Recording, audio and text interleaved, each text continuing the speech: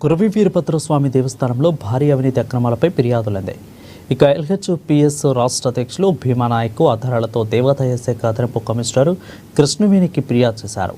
అవినీతి అక్రమాలకు పాల్పడుతున్న ఆలయ ఈవో సత్యనారాయణతో పాటు జూనియర్ అసిస్టెంట్ సమ్మయ్యను సర్వీస్ నుండి రిమూవల్ చేయాలని డిమాండ్ చేశారు.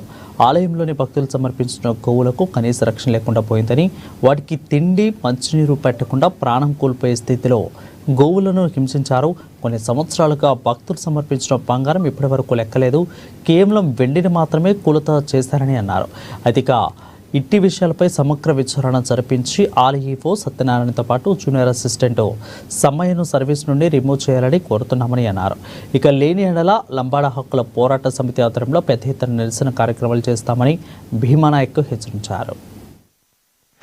ఈరోజు లంబాడి హక్కుల పోరాట సంఘం ఆధ్వర్యంలోని శ్రీ కురవి వీరభద్రస్వామి దేవాలయంలో జరుగుతున్న అవినీతిపై మహబూబాబాద్ జిల్లాలోని అతిపెద్ద దేవాలయమైన శ్రీ వీరభద్రస్వామి దేవాలయంలో జరుగుతున్న అవినీతిపై హైదరాబాద్లోని కమిషనర్ గారి ఆఫీస్కి వచ్చి మన joint commissioner madam Krishnaveni madam గారికి వినతిపత్రం ఇవ్వడం జరిగింది.